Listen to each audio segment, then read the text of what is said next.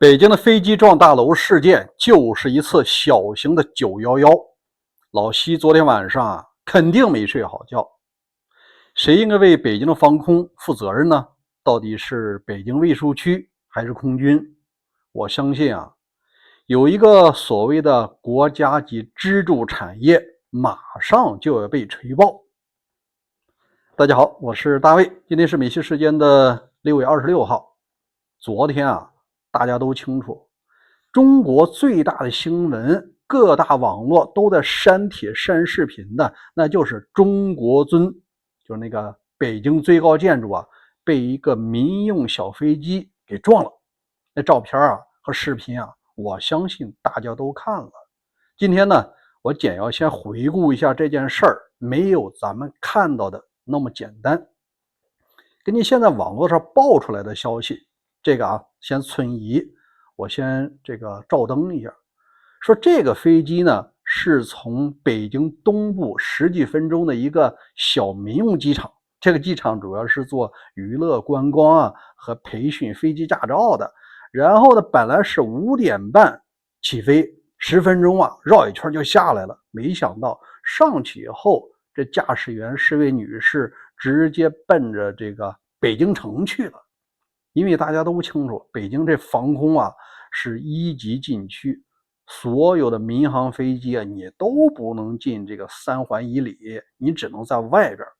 因为什么呀？大家都默认这是天子脚下皇家禁地，紫禁城所在的地方，那必然有很多防空系统那就是这个密不透风。但是这个飞机径直就进入了东3环，撞到了中国尊，就是中信集团总部。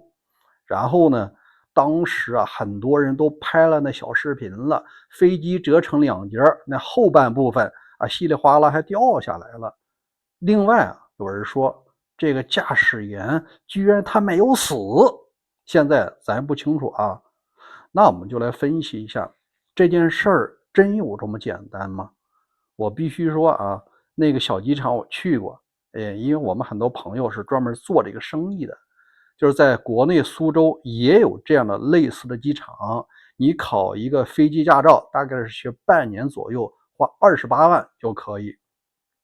那很多朋友就问了，那你说这次就飞过来，那防空导弹为什么没有发射？这次老西他肯定没睡好觉，原因就是觉得北京防空出现了重大疏漏，接下来谁应该负责任？很多人就想了，既然是北京军方一定是卫戍区的司令可能就不保了。这点我给大家澄清一下，肯定不是这么回事儿。因为北京卫戍区在编制上，它属于是这个陆军，真正的防空它根本就插不上手，它也没有防空导弹，也没有战斗机。负责北京防空的只有一个部门，那就是空军。至于说这中部战区那只是一个指挥机构，你真正说有拦截飞机的，有防空导弹的，它就是空军。那这次怎么让它飞进来呢？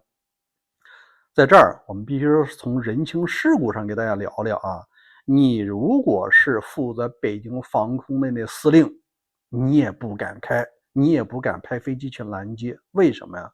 首先第一条，能玩这个飞机的都啥人？非富即贵。你想一下，他就得考虑这架民用飞机又没有武装，就在那个民用机场就奔着北京来了，我雷达确实看到了，我肯定不打。原因很简单呀，非富即贵，你哪知道是谁家的公子或者是小姐径直的就把这飞机开到北京城来呢？你敢打吗？再者说，他即使是一个平民的孩子，你把他打下来了，这飞机到了地面就造成可能是数百人的损失。为什么？它掉下来它肯定得爆炸呀，而且呢破片可能是几公里，那事儿一定会上国际头条的。他们就考虑，我不打放他进来，也许他飞着飞着他又回去了，对吧？无非就是虚惊一场，大不了写个检查的事儿，绝对到不了渎职那个层面。如果说真的派飞机拦截下来了，或者一发防空导弹把它打下来了，他可能就要吃牢饭，进是这个军事法庭的。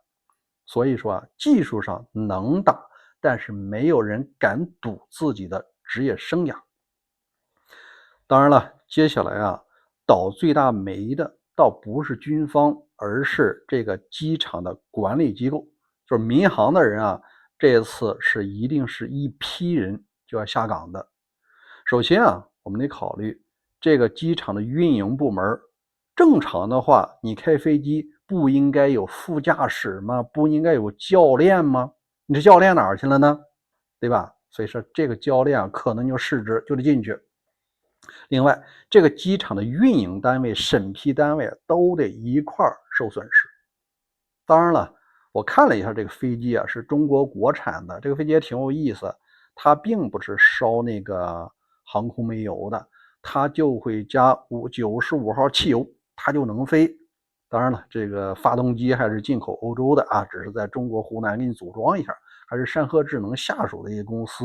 为什么呢？这就是我提到的另外一个所谓新兴国家支柱产业，正在高速发展的时候，马上就会被锤爆，或者说呢进行重大的改组。